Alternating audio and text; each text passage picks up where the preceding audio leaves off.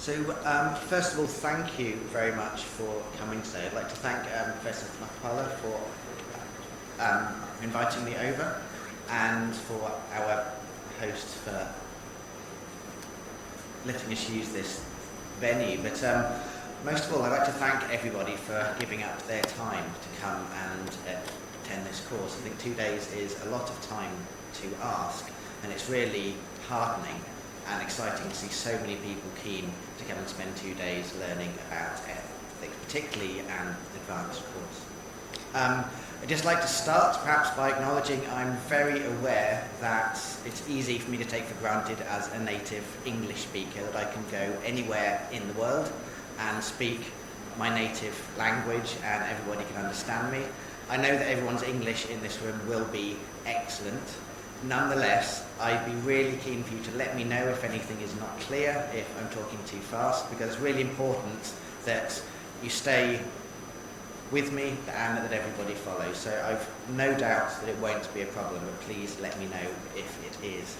Another thing I'll say just before I start, because this is the first time I will have met many of you, I have a stutter, which means I sometimes have difficulty speaking, sometimes I have problems with fluency.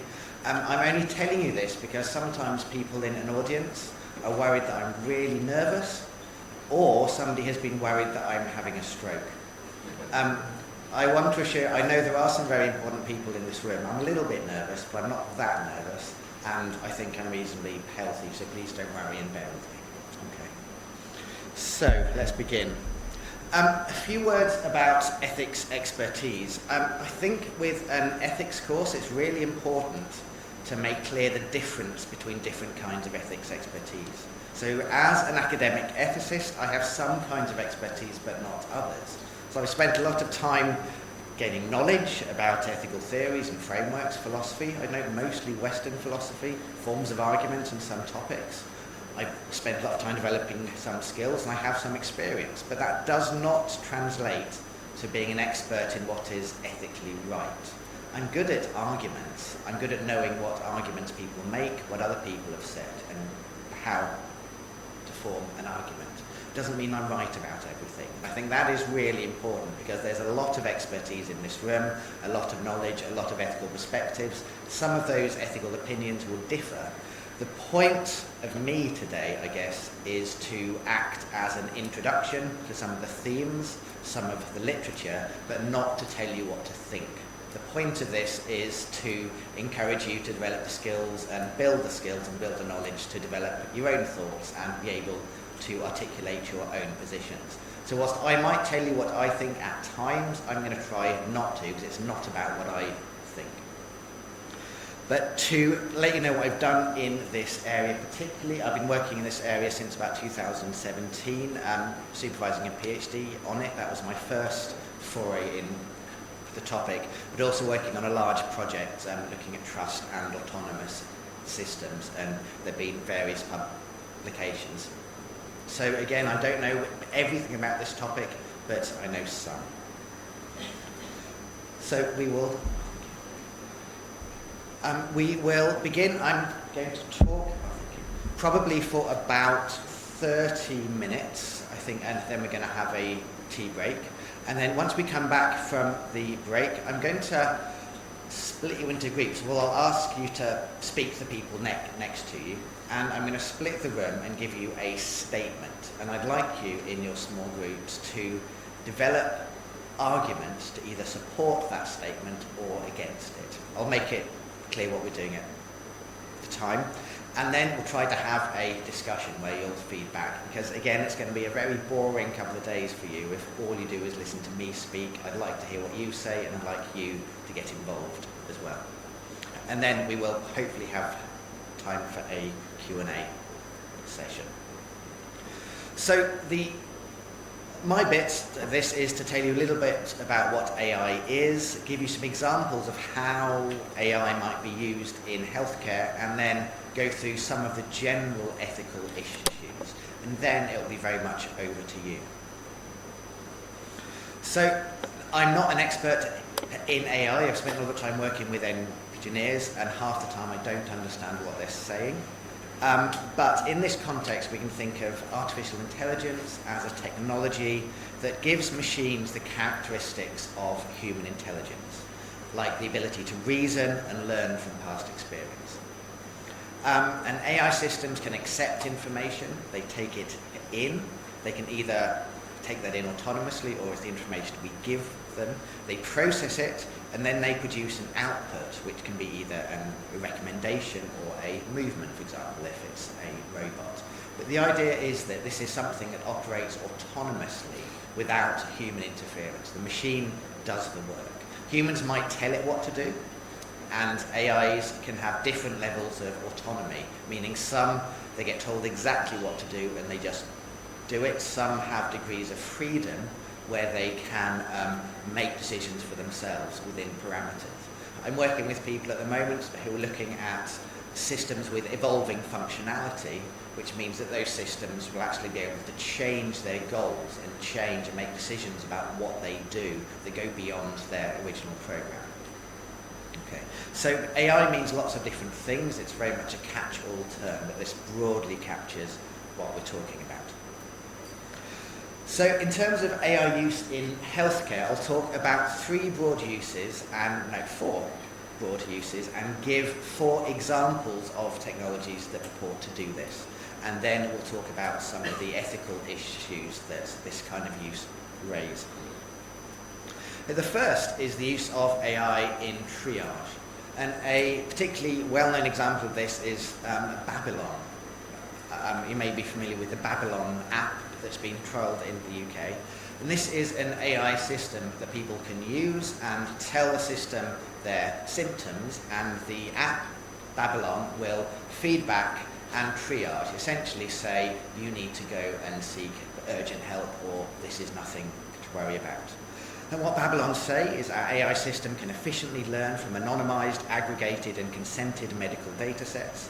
Look, they're certainly talking the ethics talk, consented data sets, patients' health records and the consultation notes that our clinicians make, and our complementary set of AI tools can help make decisions about triage, causes of symptoms and future health predictions. So importantly, what it does is it uses data in order to decide on and provide information about likely causes of symptoms, and then suggests possible next steps, including treatment information.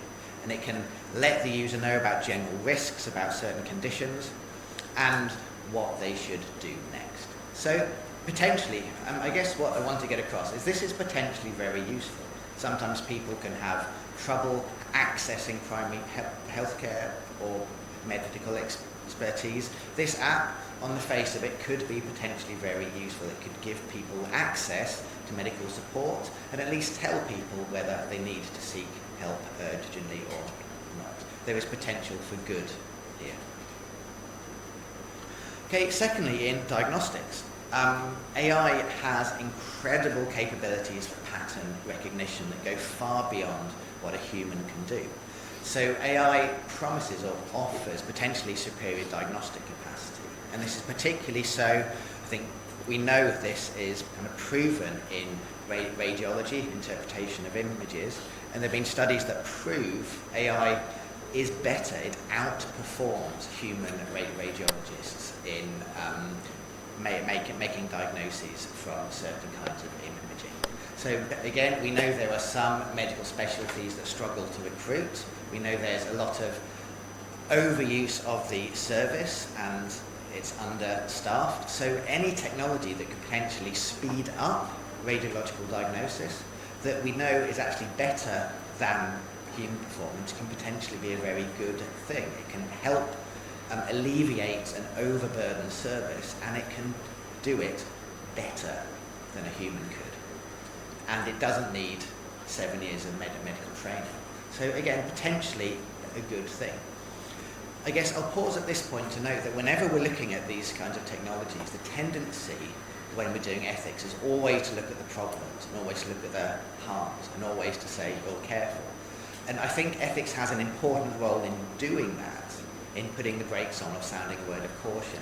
But it is a double-edged sword, as I think was said many times. Ethics can also give us reasons to pursue it. And certainly the benefits of some of these technologies might be reasons to pursue it and to facilitate it. So it's not all doom and gloom, and it's important to consider the benefits that these technologies can bring and not just the concerns.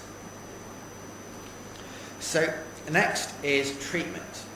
At the moment, AI can't actually physically treat, but it can analyse diagnosis, look at patients, and suggest treatment pathways. A good example of this is IBM's Watson for Oncology, which is a massive supercomputer. And it could examine hundreds of variables, including demographics, tumour characteristics, treatments, and outcomes, and discover patterns invisible to humans. It would keep us up to date with the huge amount of journal articles about cancer treatments being published every day. Now, the idea here is that a human oncologist might have a lot of experience, but any human cannot possibly keep up to date with every latest development and every single statistic. IBM for Watson, a supercomputer, can. This artificial intelligence can process huge amounts of data, and because it's good at spotting things, spotting patterns, it's not biased the way a human might be, although we'll come back to that. It can potentially do things that human doctors can't. It can see things, it can spot things, it can spot diagnoses and potential treatment pathways that a human would not be able to do. And the only reason for having this, really, is that it could do things a human can't. I would note, however, that IBM Watson has also been deployed in rural parts of the developing world, the idea being that if there's no access to a specialist oncologist, to a human specialist, this supercomputer, even in its development phases, is better than nothing. So as well as potentially outperforming human oncologists, it could be used in place of them, especially where there's a lack of provision. So the point is that they can spot things a human can't. It can then suggest treatment pathways, and that may be confirmatory, right? It may just confirm the treatment that the human doctor was suggesting, or it might suggest something the human doctor they weren't expecting. And we'll come back to why that might pose challenges later. Okay, so that's treatment. And then finally we have access. An example I'm going to use here is Narxcare, which is an artificial intelligence system used in the US to identify what they describe as risky patients with respect to prescription drug use. So you'll probably be aware of the opioid crisis in America and worldwide to some extent. We have patients traveling across states trying to access prescription drugs because they are drug users rather than patients. So this has been recognised as a problem, and Narxcare has been developed to analyse prescription drug monitoring programs and then analyse which patients are more likely to be problematic users as opposed to genuine patients. So it collates data across all states. I think all but 2 states in the US have signed up to this. It collates data, it looks at patterns, and it recognises if somebody is hopping states and accessing different healthcare systems to try to get access to these restricted drugs. But then it generates a score, and that score is given to the human doctors, and it's used to gatekeep access. So if they get a certain score, if Narxcare says no, then they are deemed a risky user and they will be denied the drugs. Again, potentially, I'm going to focus on the positives now, and then we'll look at some risks. One of the positives of this is there is a problem with opioid use. This has the ability to do what humans alone cannot. It's a joined up system. It can process live data. It's very good at recognising patterns again. Without it, we can't know. With it, we can tell if people are engaging in this behaviour. Again, there are risks and problems, and we'll come back to it. But on the face of it, it seems like a plausible and beneficial idea.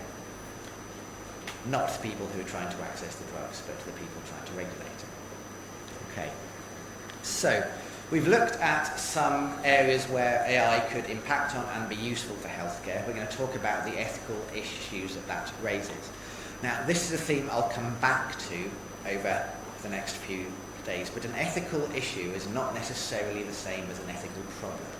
So an ethical issue is something that we identify as having ethical content, and then we have to assess the issue, we have to analyse it and decide if there are reasons to stop or go ahead.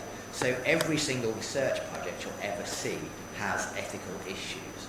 Not all of them has ethical problems, because we can look at the issue, we can say, well, this could cause problems if we didn't put in place certain things, so we'll do that and there's no problem. So there's ethical issues all over the place. Then it's understanding the issue and analysing it that tells us if there is an ethical problem or not. Okay. So ethical issues arising from AI use in healthcare, there are lots and lots. This is a selection, but I'm going to talk briefly about bias, about control, about liability, erosion and redundancy, and care. And then after I've got through this, I think that will be the time for a tea break, and then we'll come back and have some group discussion. So, bias. Alluded to this already. We've talked about potentially an AI having fewer biases than humans, because humans are very imperfect. We interpret everything through our own experience. We can have unconscious bias that we're not even aware of. But we like to think of robots, of computers, as being very, very objective and unbiased. But AIs learn from something. We have to put data sets into them so that they can learn. And training data sets can be biased. So because an AI's decision making will be informed by the training data set that's used, if that data set is biased, the AI will also be biased. So there's biases in all training sets, but some are going to be more obvious than others. And if we just think for a moment about a natural language model that learns from dominant voices on the internet, and I don't know if you spend much time on the internet, a lot of it is just awful. So a AI trained on the internet, there was an example of this, an early form of ChatGPT, is kind of precursor, was developed, and it was just given the internet as its data source, and you could have a conversation with it, and it became apparent that the AI was racist and misogynistic, because the conversations it had learned from, the data sets that had trained it, were conversations that were racist and misogynistic. Because that's what's often predominantly on the internet. Reasonable people don't have rants on the internet. Right. And also, if we consider in terms of health, how much health research is dominated by white male participants. Right? We know that there is a problem with colonising the healthcare if all the training data sets that an AI uses are for a particular demographic, then it's going to be biased towards that demographic. But we know that this is a problem in healthcare in general. So why we might think that if we move to AI that problem will go away, I don't know. It won't. In fact, an AI will just replicate and amplify the bias that's present in the data it learns from. So that the kind of ethics 101 with AI is make sure that the training data sets are as unbiased as possible.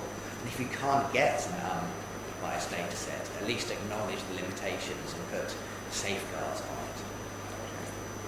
So this is basically the garbage in, garbage out principle. We have to make sure our training data sets are good enough. Not just good enough, as this is, but actually the best possible. Yes. Yeah. 1091, I showed you evidence. Yeah. So any AI program, you are the partner, my opinion, yeah. No, yeah. I device, yes. That's why yes. we need to do. If we rely on AI, then we need to do our own. Absolutely, yes. Yeah. Yeah, very good point, thank you. So that's bias. So an example, just to show you, this is always a bit shocking, some of you may be familiar with it, but here are two outputs from Babylon. A UK journalist put in symptoms for the Babylon app. And here are two results that came out. So on the left, we've got, there's an automatic what's going on there. So here on the left, we've got results. We've got, based on the information you gave, some probable causes are listed below. One could be pericarditis, and the other could be unstable angina. And those are serious conditions that need emergency treatment. On the right, we've got symptoms based on the information given. We think it is a panic attack or depression, and this can usually be treated at home, or you might want to go and see a GP. Now, the interesting thing about these is the symptoms put in were exactly the same. The difference was that in this case, the user said they were male. In this case, the user said they were female. So exactly the same symptoms, different gender, and in one case, pericarditis. This is very important, urgent, go and see a doctor. In the other case, calm down, you're having a panic attack, it's nothing to worry about. Right? So we've got a sexist AI because of biased data sets. Okay, so we'll move on to control. The use of AI, I think, raises questions about who is in control and who is not. And a good example of this is NarxCare, which was being used as a gatekeeper. So NarxCare generates a score based on user profile, and the clinician then is supposed to critically review the information before choosing to use it. But the point is, and we'll come back to this later, they may fail to do so. So as an AI system becomes reliable, a clinician is going to be less and less vigilant. They're going to think, oh, this has been right 100 times out of the last 100, I'm going to start to scrutinize it less. So in that case, as they become more familiar, as they become a less vigilant user, the AI itself is actually making the decision and the clinician is just signing off on it. So the AI then shouldn't, but it ends up having control. It ends up making the decisions. So for all of these systems that require human oversight and human vigilance, if they're reliable, if they prove to be reliable a lot of the time, that vigilance will wane. So AI for triage does only make a recommendation, for example, if we come back to Babylon, but it's not a substitute for a healthcare professional. But it will be viewed as authoritative because they use the language, they present themselves in such a way that users will think they are authoritative in a way that they're not. And this is the problem with marketing, because the companies putting this technology forward want people to use it. So they have to make it look and feel trustworthy. They have to give it the appearance of being something that people can rely on. But at the same time, they can't say too loudly, oh, by the way, don't rely on it. So that's always in the small print. The big stuff is always oh, we're great, we're reliable, we're friendly. There's a human face, there's a human voice. There's a reason that Siri and Alexa, your AI apps on your phones, have a human voice. And it's always a pleasant human voice. It's because it tricks us into thinking this app is trustworthy because it's relatable. And also AI decision aids might be there to inform, but the more reliable they become, the more they'll be relied upon. Now, there is a legitimate question here. If they become so reliable that we start to rely on them and don't question them, what's the problem? So again, this comes to evidence and testing, and it comes to whether they're proven reliable or if we just assume they are. But potentially the AI is the thing that has control and not the human. So again, just coming back to this point, when experience shows us that an AI system is reliable, the necessity of oversight wanes.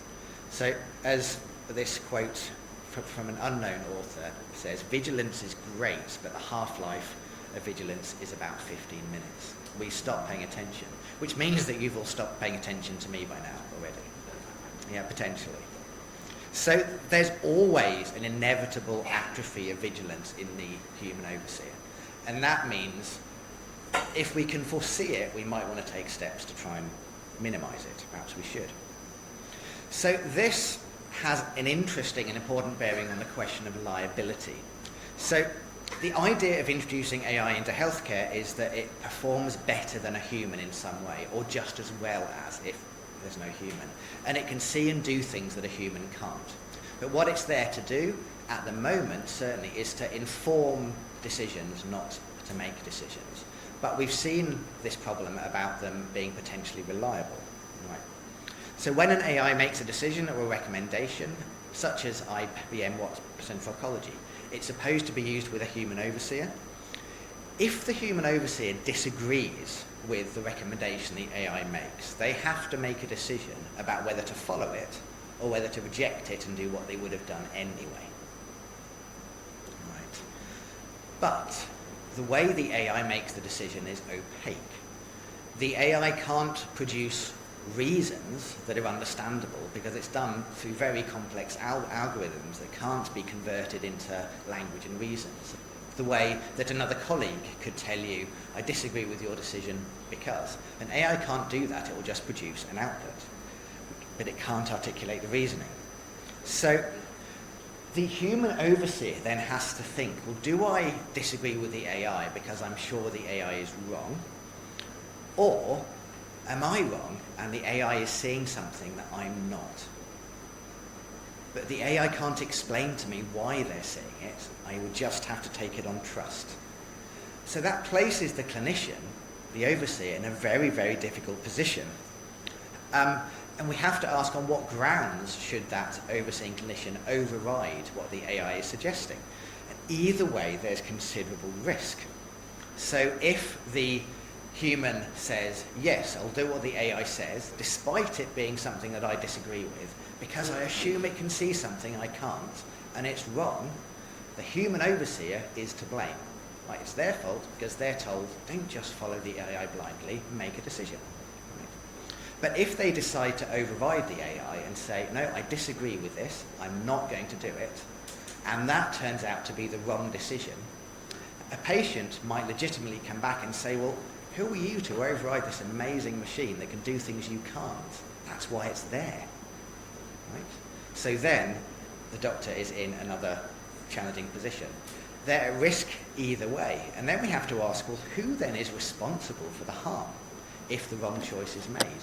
Who is actually liable? And that is actually very unclear. I have a colleague, Dr. Helen Smith, who has done a lot of work on this, and her conclusion is kind of, who knows? We'll see. Certainly a lot. So this leads us to then the problem of crumple zones, where, and the notion of a crumple zone, this is put this way by Elish, who says, well, the crumple zone in a car is meant to protect the human driver. The moral crumple zone protects the integrity of the technological system at the expense of the nearest human operator. The concept is both a challenge to and an opportunity for the design and regulation of human-robot systems. So when technology companies put an AI in a clinical space and say, this is advisory only, you're the doctor, you have control. Right? They are putting the clinician in that position that we've just described, where they're at risk whatever they say, but they're saying, but you're completely responsible for every decision that's made. We bear no liability. They are using the overseeing clinician as a moral crumple zone. Now legally, certainly in the UK, I can't speak for Sri Lanka, that is legal. Yeah, they put a disclaimer. Ethically, it seems to be highly problematic. So moving on to erosion and redundancy. So yes.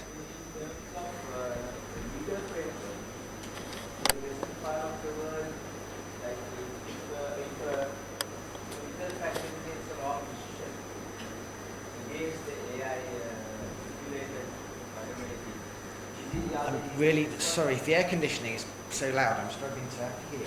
Sorry. Another algorithm of formula, and you make different decision based on your experience and exposure. Are you responsible from the legal perspective? So the answer is yes at the moment. The clinician is responsible for whatever they do. They can't say, but the AI suggested this. And that's because the AI is put into the space with a clear statement and a clear understanding that you are responsible for what you do. The AI is a decision aid only. So yes, the clinician is entirely responsible.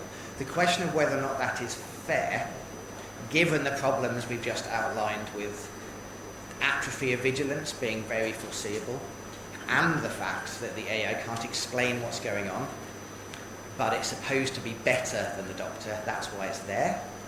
There's a big question mark over whether that is ethically fair, but it's absolutely legal at the